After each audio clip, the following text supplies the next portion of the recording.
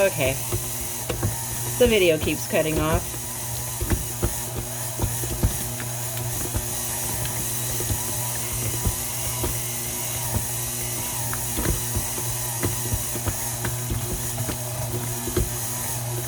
And my mixer's trying to walk away.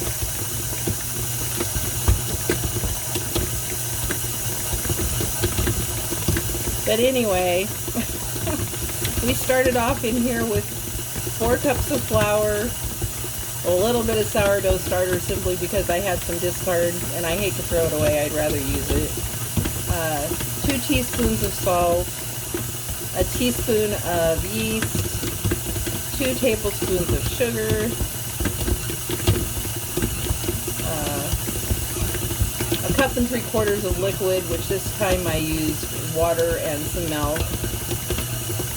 And I've added the egg to the dry ingredients after the flour and the salt and the sourdough starter discarded got to acquaint with each other for a couple hours. I think they call that a poolish. I could be wrong. It's raining today, so the dough is acting really strange. But it's starting to behave a little bit here. Okay, it's starting to look a little more silky, so I'm going to start dropping in the butter. And my kitchen's pretty cold, so the butter's not very soft.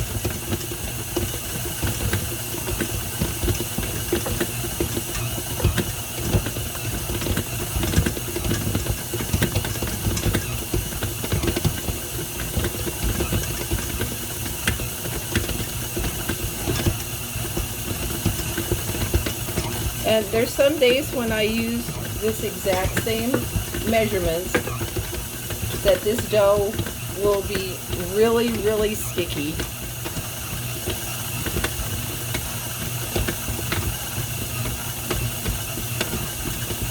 But today it's really looking quite nice. It's cleaning the sides of the bowl. When your dough cleans the sides of the bowl like that, you know you're onto something. But basically, when you're making bread, you want to see if you can get away with as little flour in it as possible, because the higher the flour content usually lowers the hydration, and that will change the texture of your bread. If you want nice, soft sandwich bread, shoot for a high hydration and low flour content, but until you get a feel and for the look of the things, just do the best you can. I mean, it's been years and years of trial and error for me. Now, 4 cups of flour is a little too much for this mixer, so I have to unlock it, otherwise that dough will climb over the top of the dough hook and try to get up into the workings of the mixer. So we just let her buck.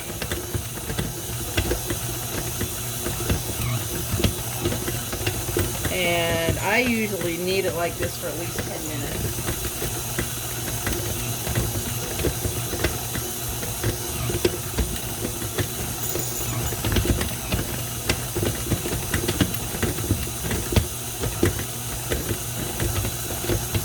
I am going to pause the video well, I don't know. We'll just let you see what it does while it's kneading, because it'll change texture and form the longer it kneads. And sometimes when you think you have just way too much hydration in there and it just looks way, way, way too sticky, if you just stick with the kneading, it will come together and you may not have to add more flour.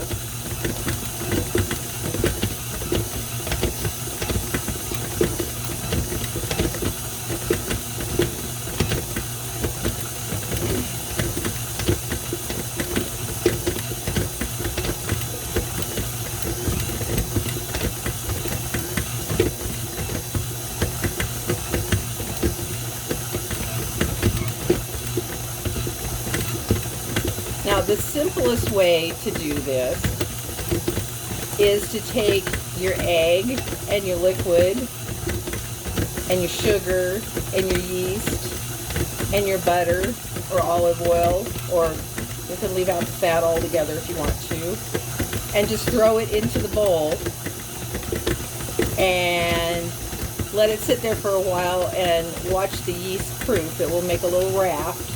And then once you know the yeast is good, then you can add your dry ingredients on top of that and just start the mixer going. Or if you're doing it by hand, mix it with a heavy wooden spoon until it starts to come together, and then put it out on the board to knead. Now, if you're not using a mixer, you'll probably need to flour the board. But if your dough is getting really sticky and you're having a hard time handling it, you get a dough scraper. You can lift it with a dough scraper and fold it and fold it and fold it and fold it. And another thing that you can do, especially when you go into stretch and fold, is get your hands wet. You know, don't get a lot of liquid into the dough that you're stretching, but if your hands are wet, the dough's not going to stick to them.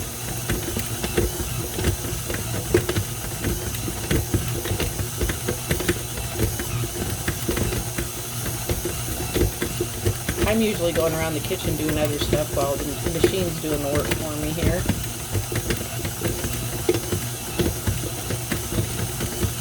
So if you've got a bread machine, you can put all your ingredients in your bread machine and let it do the kneading for you, and then you can turn it out onto a board or put it back in a bowl to rise. In fact, you can rise it in your bread machine too, and then take it out and form it into loaves to bake in the oven.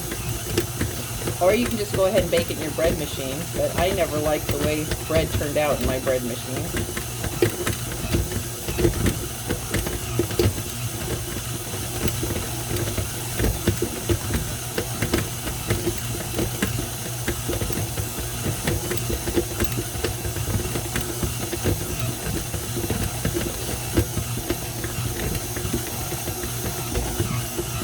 See how silky and pretty that's getting?